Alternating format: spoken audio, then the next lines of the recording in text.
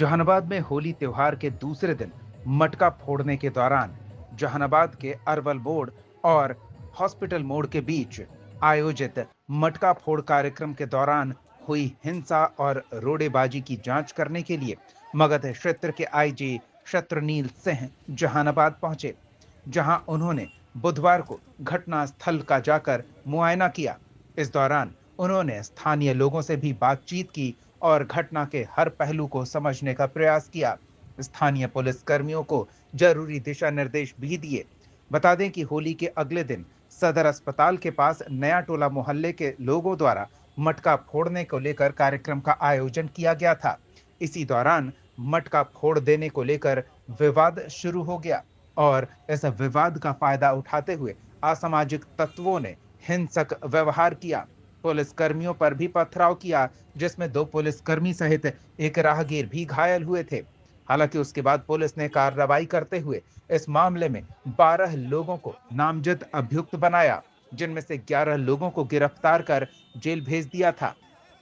वहीं पुलिस द्वारा इस मामले की निष्पक्ष और पूरी जांच करते हुए ही कार्रवाई का आग्रह विभिन्न राजनीतिक दल के नेता और सामाजिक संगठन के सदस्यों ने की थी, ताकि एक पक्षीय कार्रवाई न लगे और निर्दोष इस मामले में न फंसे।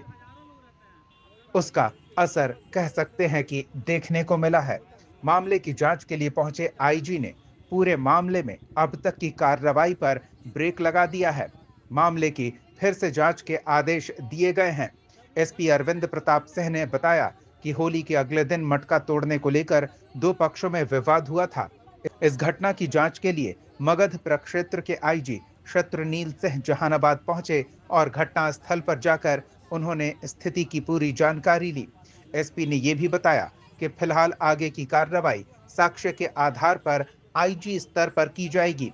पुलिस ने इस मामले में अब तक 11 लोगों को गिरफ्तार कर न्यायिक हिरासत में भेजा है। वहीं आईजी के आगमन को लेकर घटना स्थल पर हलचल बढ़ी दिखी। बड़ी संख्या में आसपास के लोग आईजी से मिलकर बात अपनी रखने को तैयार नजर आए थे।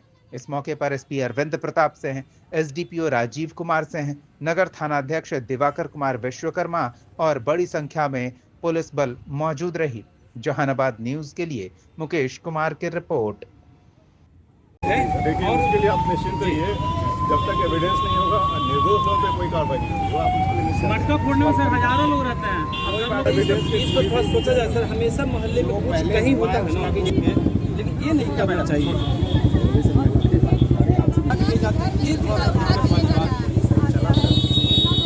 सभी महिला सर आपका नाम सुना तो न्याय के लिए आ गई है पूरे मोहल्ले। चलिए, उसको बिना वैसे कोई कार्रवाई नहीं होगी जब तक कोई एविडेंस नहीं होगा। जो बेगुनाह होंगे सब लोग घर छोड़ सर जेल में है, दुकान ये सब लोगों का बंद है, सब लोगों की रोटी बंद है। आप लोग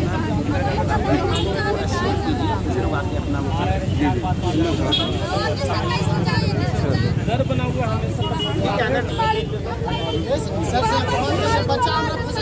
आज यहाँ पर पुलिस महानिरीक्षक महोदय मगध क्षेत्र का आगमन हुआ था और जैसा कि आप सभी लोग जो नागरिक समाज के लोग हैं और पत्रकार बंधु हैं, आप लोगों को विदित है कि जो घटना नया टोला के पास हुई थी उसी को लेकर सर यहाँ पर आए थे। घटना स्थल का भी उन्होंने मुआयना किया, वहाँ पर जो लोग आए उनसे भी मिले और जो नागरिक समाज के लोग अलग से मिलकर उस सर को अपनी बात बताना चाहते थे वो बातें भी उन्होंने मिलकर सर के सामने रखी हैं। सर की तरफ से हम लोगों को भी कुछ निर्देश मिले हैं, उसमें विशेष तौर पर यही है कि आगे की जो भी कार्रवाई होगी वो भी साक्ष्य को ध्यान में रखते हुए विशेष तौर पर की जाए, एक चीज़। दूसरा, नया टोला में हम लोग एक जो वहाँ के प्रबुद्ध समुदाय है उसके साथ एक पब्लिक पुलिस मीटिंग हम लोग करेंगे आने वाले 2-3 दिन में ही। और तीसरा कि जो बिहार दिवस के अवसर पर हम लोग को जो कार्यक्रम हो रहे हैं उसमें जनता के साथ मिलकर हम लोग और कई कार्यक्रमों में उनका सहयोग भी बढ़ेगा।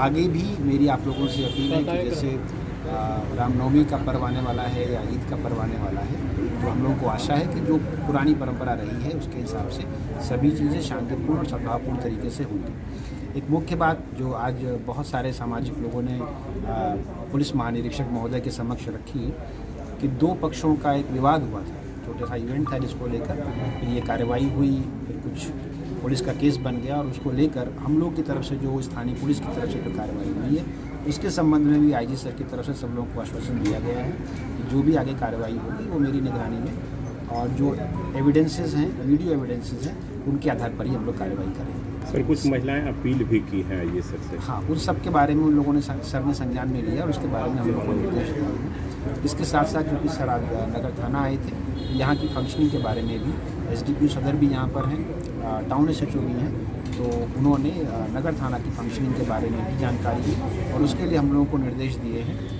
स्थानीय स्तर पर पुलिसिंग में हम लोग कैसे बेहतर परफॉर्म कर सकते हैं। सर तो ये पुलिस पर अटैक, क्या ये गलत और भ्रामक खबरें थी सर? देखिए, केस जिस रूप में दर्ज हुआ है उस रूप में उस कांड का अनुसंधान तो साक्ष्याधारित ही होगा, वो चीज़ें आगे आएंगी। लेकिन ये जो घटना है ये मुख्य रूप से दो पक्षों के विवाद के माध्यम से हुई थी और चूँकि पुलिस की हैवी प्रेजेंस वहाँ थी इसलिए घटना इस रूप में हुई है और जो अग्रिम अनुसंधान होगा उससे हम लोग समय समय पर आप लोगों को परिचित कराते हैं। अभी तक सर क्या कार्रवाई हुई सर इस मामले में? अभी तक हम लोगों की जो कार्रवाई हुई है उसमें प्राथमिकी उसी रात में दर्ज हुई थी।